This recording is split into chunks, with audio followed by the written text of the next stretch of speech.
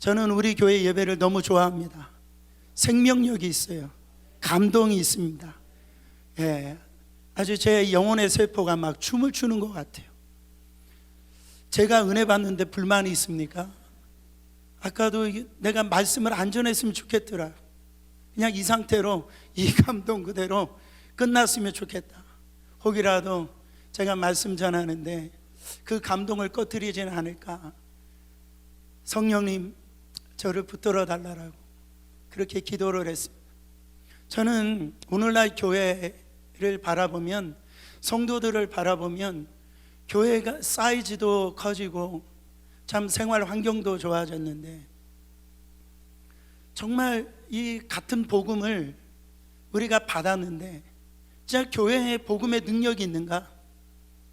같은 예수를 믿고 있는데 이 성도들에게 이런 예수의 능력이 있는가 생각해 볼 때면 참 가슴이 아픕니다.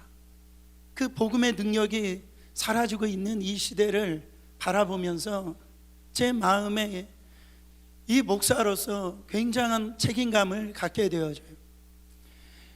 우리에게 평화의 기도로 잘 알려진 이 성 프란시스코 있잖아요. 이 걸식 성단이라고 하는 것을 만들어서 교황청의 허락을 받기 위해서 이 교황을 만났답니다. 이 걸식 성단이라고 하는 것은 다른 게 아니고 이 가진 것 없이 그저 얻어먹으면서 이 전도하는 그런 단체를 걸식 성단이라고 하는데, 저도 대학교 다닐 때 이 거지 전도를 했거든요. 아무것도 없이 하나님이 주시는 대로 이 전도하는 단체죠. 성 프란시스코를 만난 교황이 그가 하는 모든 이런 것들이 너무 우습게 보이는 거예요.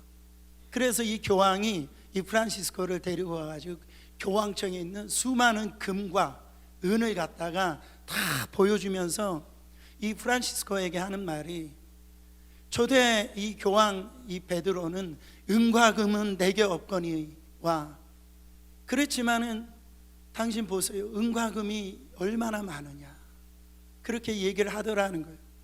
그때 이 프란시스코가 교황한테 얘기하기를, 그렇습니다 교황님, 그러나 그렇기 때문에 더 이상 나사렛 예수의 이름으로 걸으라고 외칠 능력은 잃어버렸습니다, 그렇게 얘기하더라는. 중세 가톨릭 교회가 은과 금이 없다라고 외치지 않아도 될 만큼 교회가 부자가 되어지고 그렇게 화려하게 되었지만, 나사렛 예수 그리스도 이름으로 걸으라고 외칠 복음의 능력도 잃어버렸다라는 것, 너무나 안타까운 거 아닙니까? 이것이 오늘 우리에게 주시는 말씀이 아니냐라는 것. 어떤 신학자는 가룟 유다가 부럽다라고 그랬어요. 왜 그러냐면 가룟 유다는 팔 수 있는 예수가 있었다. 근데 지금은 팔 수 있는 예수조차 없다라고 그렇게 얘기하는. 여러분, 복음과 능력은 같이 가는 겁니다. 이 능력이라고 하는 것은 바로 이 두나미스라는 말을 씁니다. 두나미스라고 하는 말은 이 다이너마이트의 이 원어예요. 그러니까 능력은 폭발력이 있다라는 거예요. 폭발하면은 그 주위의 모든 환경들이 그 폭발함으로 말미암아 영향을 받았다라는 거죠. 참 감사한 것은 이 에스버리 부흥운동을 통하여서 다시 우리 시대에 이 복음의 역사를 볼 수 있다라고 하는 것, 너무 감사한다라는 것. 그러나 아직도 수많은 교회가 있고 지금도 수많은 교회에서 예배를 드리고 있는데요, 크고 작은 정말로 이 예배를 드리고 있고 지금 저와 같이 하나님의 메시지를 증거하는데도 불구하고 우리의 심령에서 이 복음이 폭발하지 않는다라는, 그러면서 나는 지금 신앙생활 잘하고 있다라고 착각하면서 종교생활하면서 그렇게 이 능력이 없는, 영향력이 없는 그렇게 신앙생활하고 있는 이 교회 성도들의 모습, 그것이 오늘날 우리 신앙생활하고 있는 모습이 아니냐 말이죠.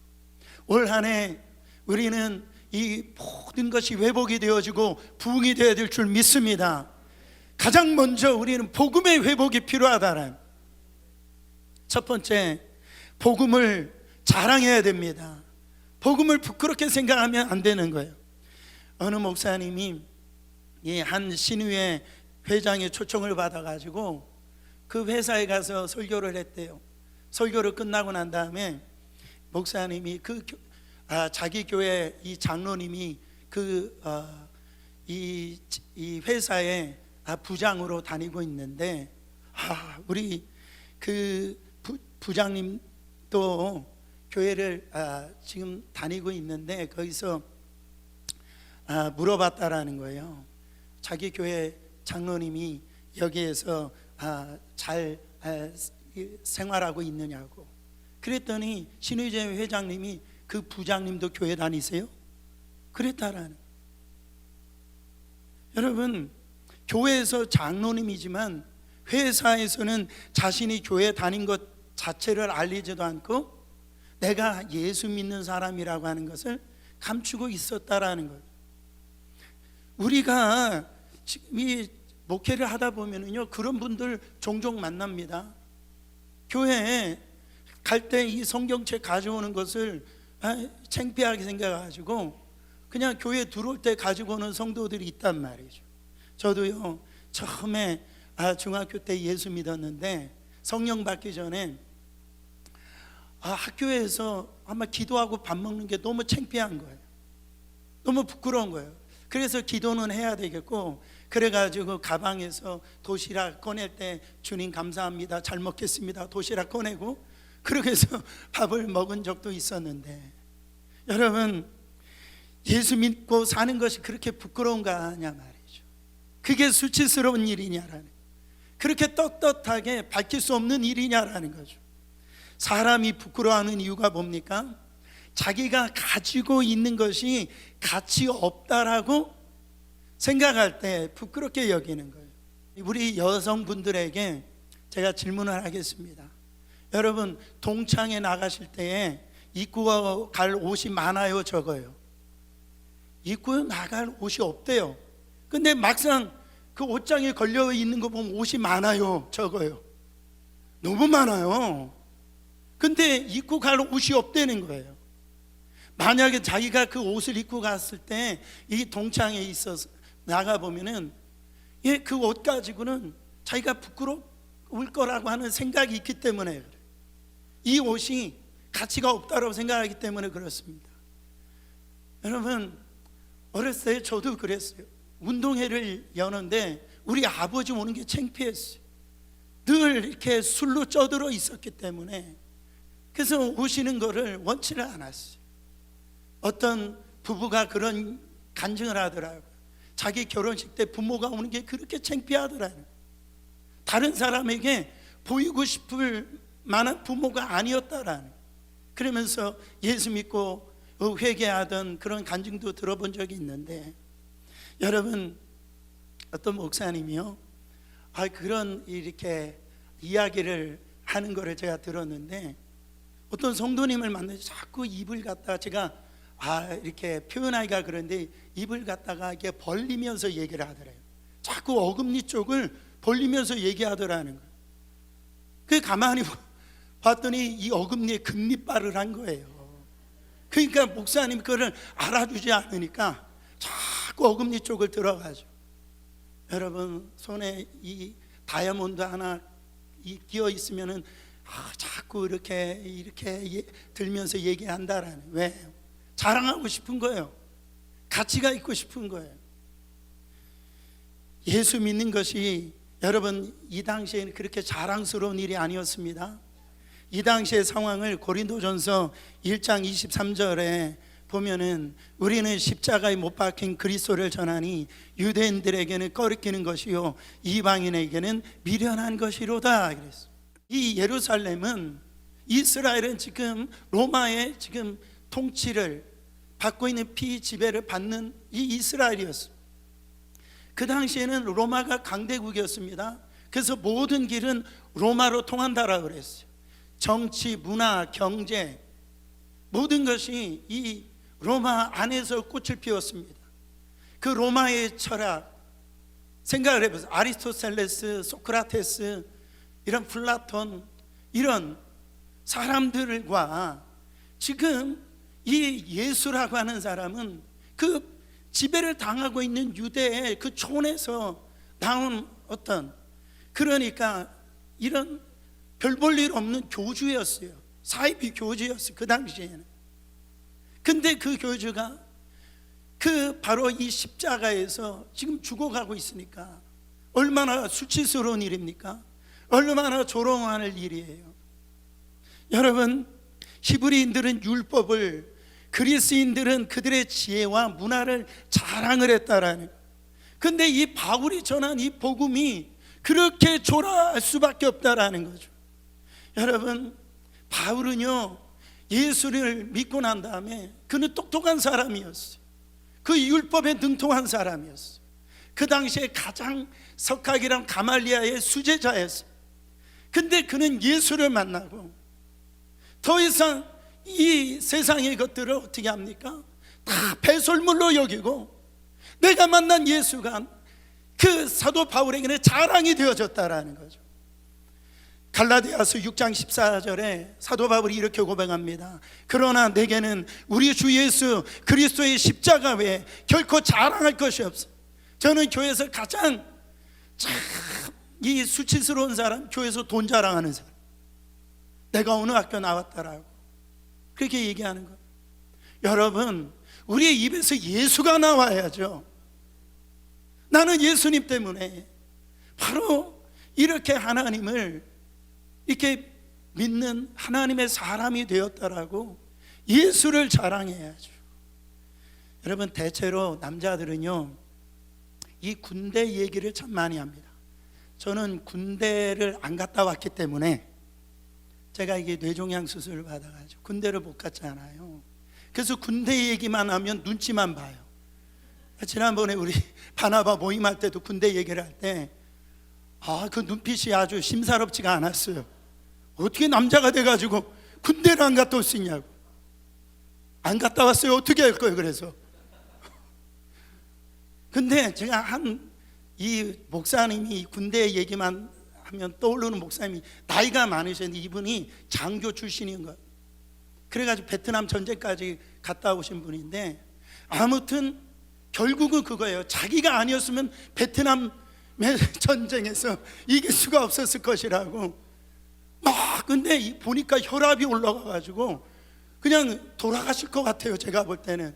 그래가지고 목사님한테 컴다운 하시라고, 흥분하지 마시라고, 얼마나 그것을 갖다 자랑하시는지.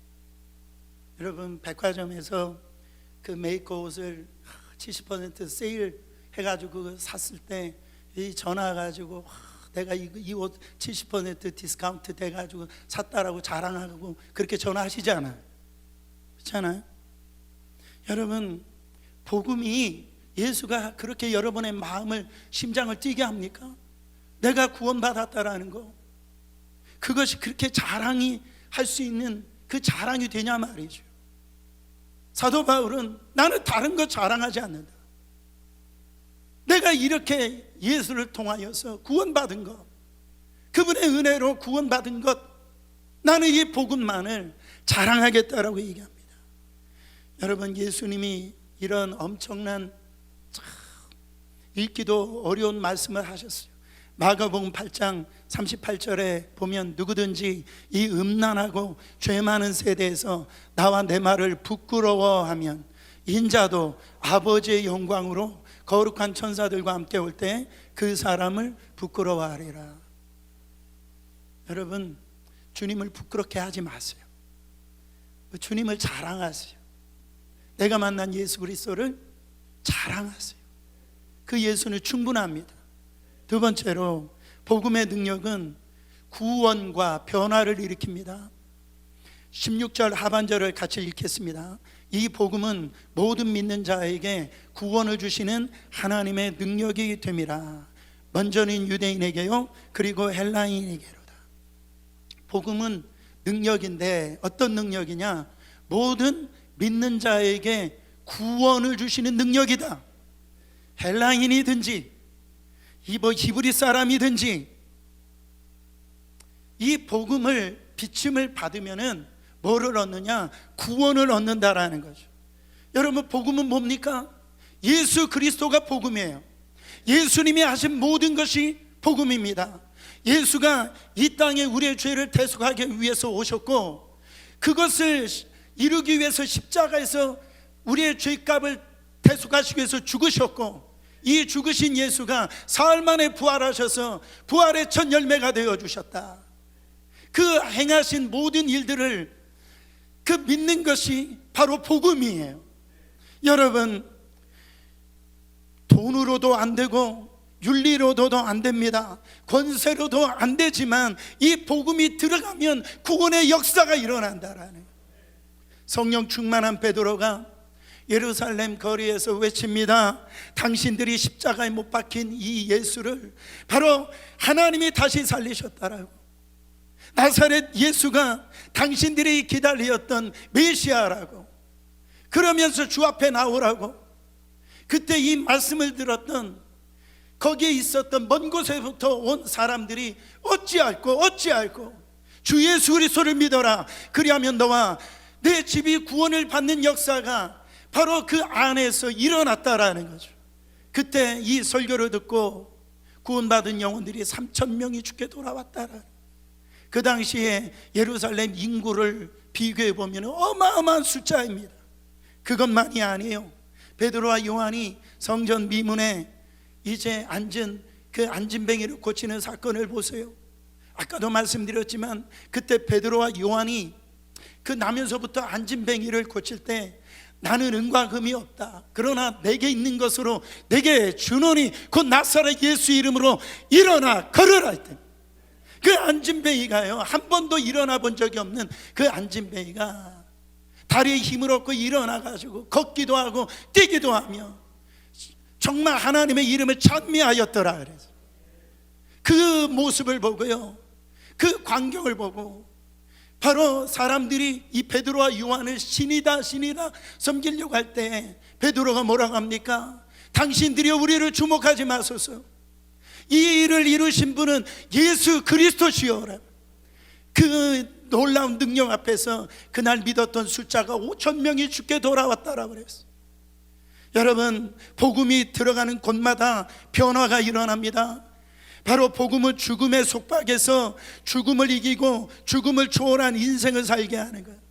복음은 죄의 노예로부터 해방되어 참 자유를 누리게 하는 것이 복음입니다. 복음은 인생을 변화를 시키는 거라고요. 가난한 자나 부한 자나, 바로 이 지식 있는 자나 없는 자나, 병든 자나 건강한 자나, 바로 아무리 강팍한 마음을 가진 자라 할지라도 이 복음이 들어가면 변화가 되어지는 거예요. 뒤집어지는 거예요. 죄를 즐기며 타락한 인생의 늪에서 몸부림쳤던 인생이 복음이 들어가는 순간 삶의 변화가 일어나는 거예요. 지존파가 전국파로 바뀌어요. 여러분, 지존파 사건 아시잖아요.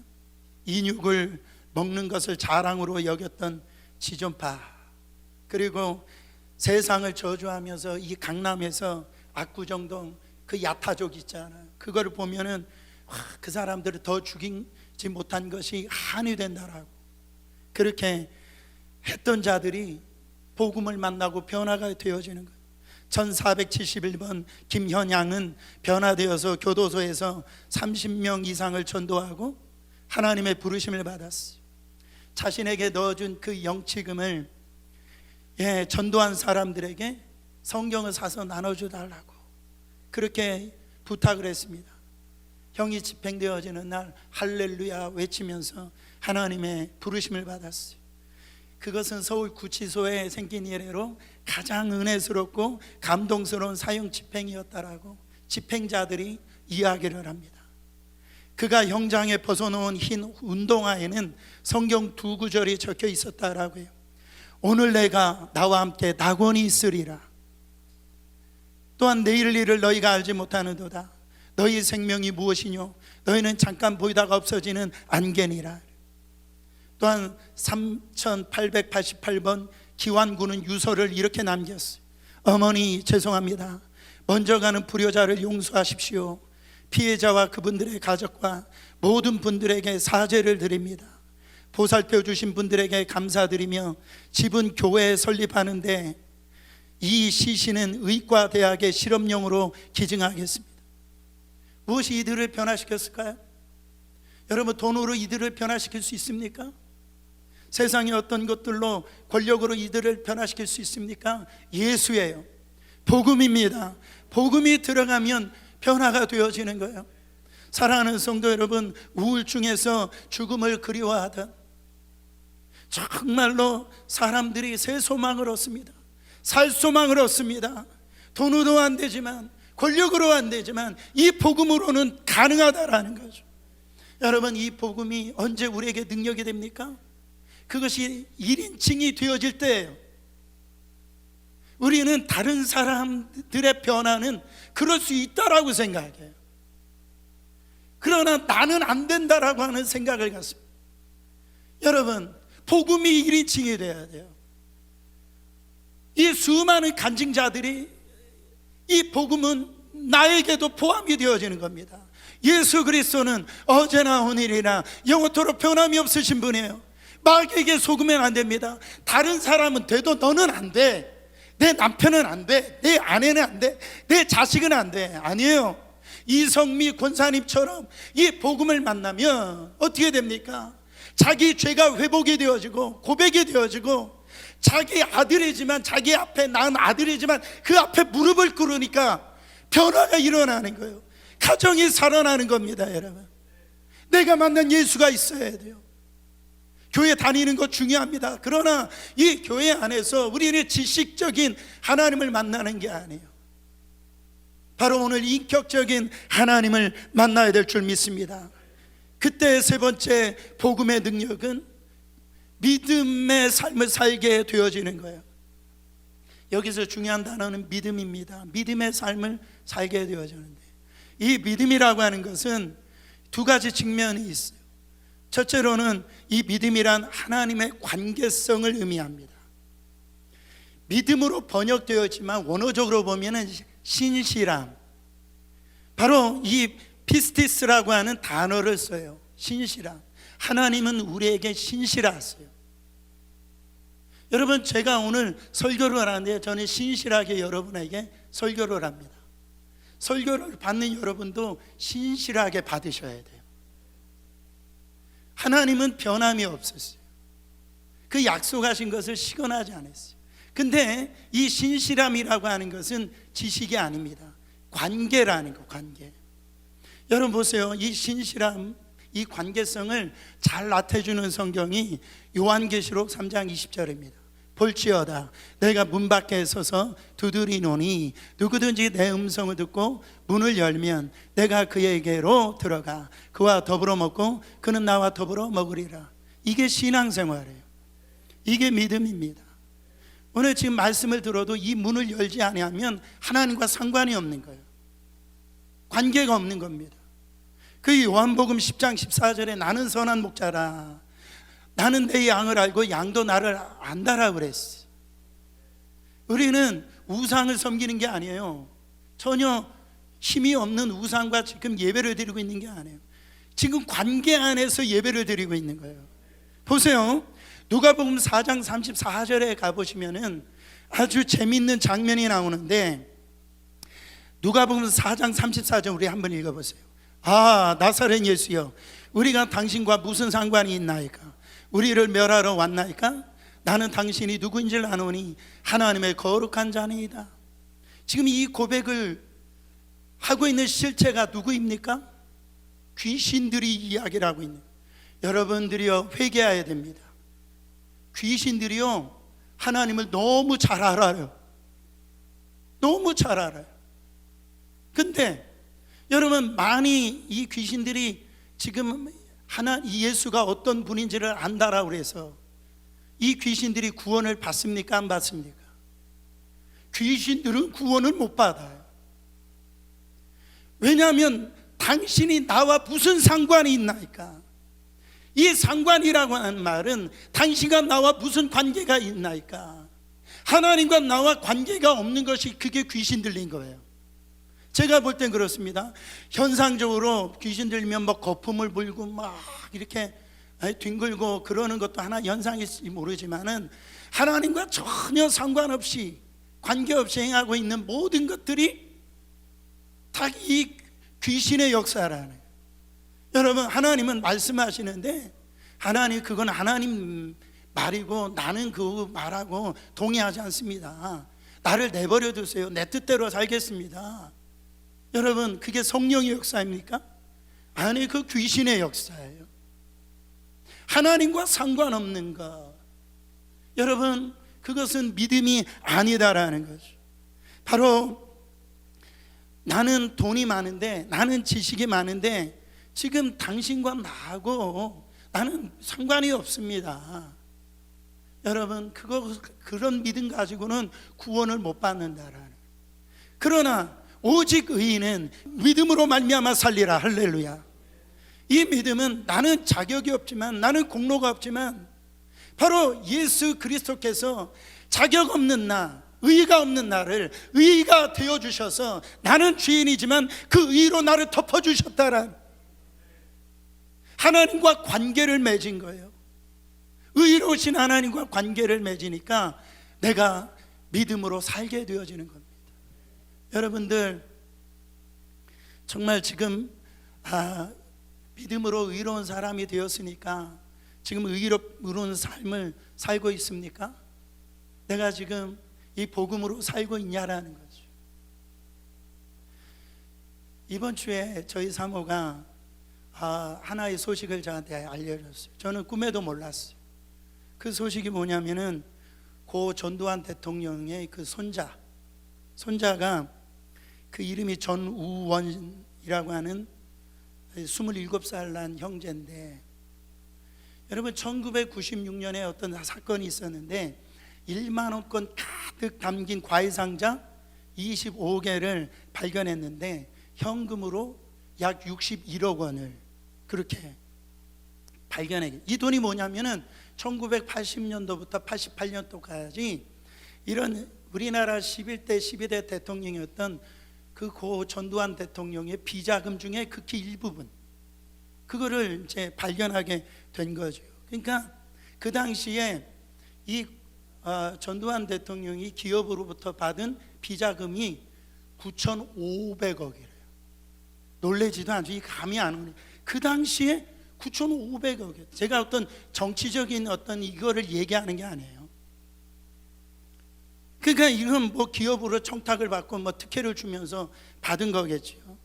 근데 1996년에 그 비자금이 발견이 된 거예요. 그때 이 전우원이라고 하는 손자가 그때 태어난 거예요. 이 전우원이라고 하는 이 형제가 SNS를 통해 가지고 자기 가족의 비리를 다 폭로합니다. 막 그것이 얼마나 큰 이슈가 되었는지, 왜 이 사람이 그 자기 가족에 있는 비리를 다 폭로하게 되었는지 그에 대해서 언론사가 질문하니까 이 사람이 이런 얘기를 해요. 자기가 극단적인 선택을 했대요. 근데 그 이후에 열흘간 병원에 입원하면서 하나님 앞에서 얼마나 자기 자신이 창피한 존재인지, 죄인이 도망갈 곳이 없다라는 것을 깨달았다라. 그리고 아직도 반성하지 안 하는 우리 가족, 그거 지인들의 이 법의 심판을 자기가 받게 해야 되겠다. 그래가지고 그 SNS를 통해서 다 폭로를 하는데, 먼저 자기가 지은 죄를 먼저 폭로를 하는, 자기가 27살 동안에 자기가 이런 각종 마약을 하고 또 성매매한 거, 그거를 자기가 벌을 받아야겠다고 하면서, 제가 보니까요, 라이브로 마약하는 것을 직접 자기가 하는 거예요. 그러니까 막 그 부분에 그냥 고통하는 모습을 보여주는데, 지인이 그거를 보고 그러다가는 자기 이 친구가 죽을 것 같으니까 경찰에다가 신고해가지고 경찰이 그 문을 부수고 들어와가지고 얘를 이제 잡아가려고 보니까 거의 죽게 생겼거든요. 그래서 병원에 실려갔는데 천만다행으로 그 회복이 되어졌다라고 하는 소식을 들었어요. 이 정우원 씨가, 여러분, 이게 수능 시험처럼 미국의 SAT가 있잖아요. 지금 바뀌기 전에 그때 만점이 2400점이었는데 2310점을 맞았대요. 아주 똑똑한 형제예요. 아주 공부를 잘했어요. 근데 작년에 무슨 일인지 12월 달에 극단적인 선택을 했다. 그 다음부터 정신적으로나 이런 생활이 정상적인 생활을 못했지만은 이 사람의 고백이 가장 힘들었던 것은 그 가족들 큰 죄를 짓고도 잘 먹고 잘 사는 그런 모습을 보면서 자기는 큰 죄책감을 들었다라는. 그 SNS 보니까 그 이름이 예수 그리스도예요. 그 뒤에 보니까 십자가가 있더라고요. 뉴욕의 어느 교회를 다닌다라고 그러는데, 근데 참 어떤 그런 부분에서 제가 안타까운 것은 뭐냐면 이걸 어떻게 해결할 수가 없어서 자기가 그것을 지금 SNS를 통해서 폭로를 하는 거죠. 근데 가장 이 아이를 힘들게 했던 건 뭐냐면 자기 아버지라는, 자기 아버지가 이제 어떻게 돼가지고 전도사가 되어지고 이제는 목사가 이렇게 되려고 한다는 거예요. 근데 자기 아버지는 3번이나 결혼한 아버지인데, 그 둘째 그 어머니가 자기 어머니인데 자기 어머니하고 살 때 이 셋째 이혼하기 전에 있는 이 셋째 지금 어머니하고 같이 불륜을 관계를 저질렀다. 다른 사람만큼은 다 용서를 해도 저 사람만큼은 그 주의 종이 돼서는 안 된다라는. 저는 어떻게 됐는지 몰라요. 이 사람이 얘기가 그런 얘기를 하기 때문에. 그러면서 자기 집에서 보여주는 모습은 아까 이성미 권사님처럼 믿는 자라고 하는 모습을 보여주지 않았다라는 거죠. 하나님을 믿으면 저렇게 할 수가 없다라는 거죠.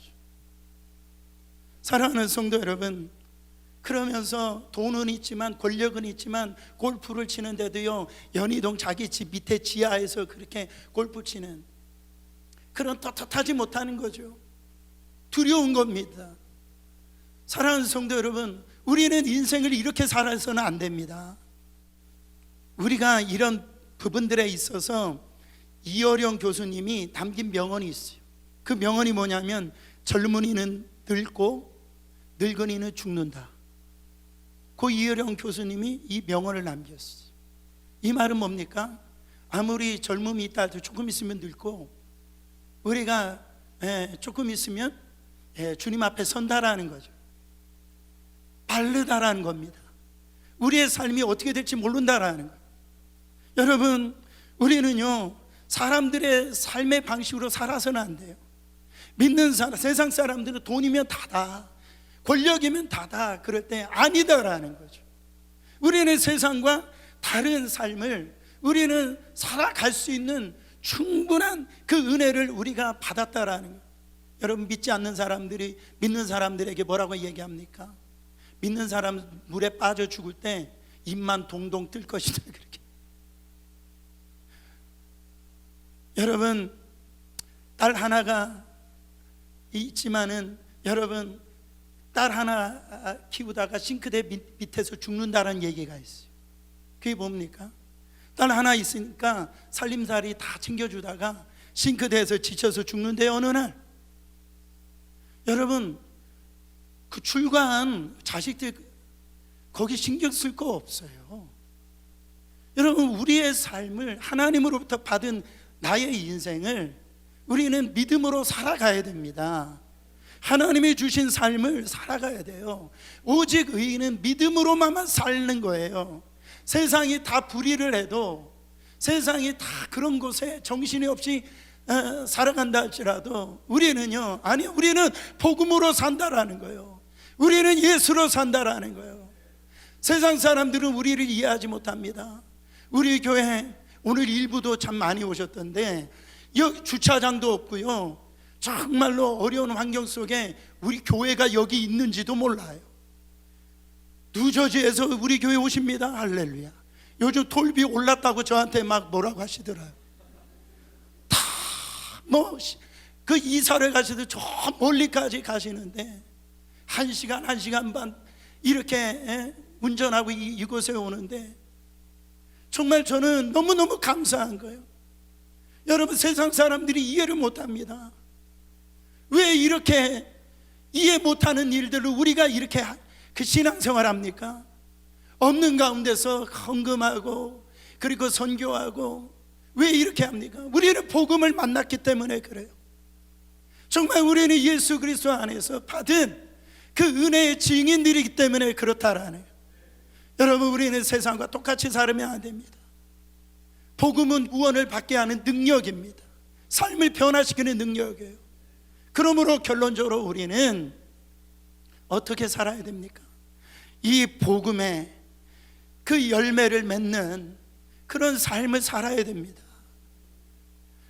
사랑하는 성도 여러분, 저는 올해 그런 말씀을 드렸어요. 올해 우리 성도님들 가정 가운데 한 사람도 예수 믿지 않는 사람이 없었으면 좋겠다. 그거를 놓고 우리 기도하자. 내가 만난 예수 그리스도가 세상의 어떤 것보다도 귀할 것인데, 우리는 이 복음의 열매를 올 한 해 우리는 꼭 이루어야 됩니다. 13절 보세요.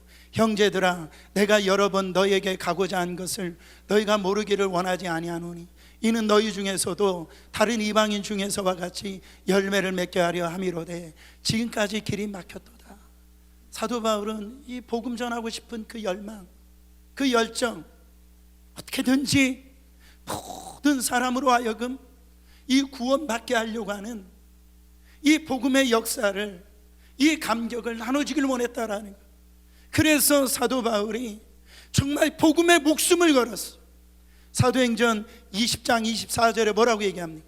나의 달려갈 길과 주 예수께 받은 사명 곧 하나님의 은혜의 복음을 증언하는 일을 마치려 하면은 나의 생명조차 조금도 귀한 것으로 여기지 아니하노라.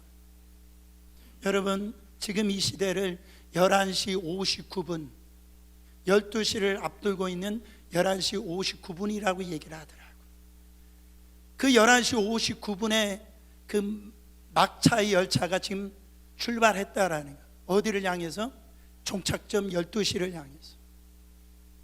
사랑하는 성도 여러분, 오늘 우리는 이 복음을 우리 주님이 우리에게 주셨어요. 여러분, 우리가 어떻게 살 겁니까? 이 복음의 능력을 가지고 살아야 될 줄 믿습니다. 삶의 변화된 모습으로 살아야 될 줄 믿습니다. 그리고 이 복음은 구원을 얻게 하는 능력이라고 그랬어요. 오늘 나를 통하여서 나에게 주신 그 한 영혼, 정말로 그를 살려야 되지 않겠습니까? 이 마지막 이제 1초가 하나님께서 우리 가운데 허락해 주셨는데, 이 복음을 증거함으로 나뿐만 아니라 내 가족, 내 사랑하는 지인, 내가 만난 모든 사람들을 이 구원의 능력을 경험케 하는데 여러분들 쓰임 받으시기를 예수 그리스도 이름으로 축원합니다.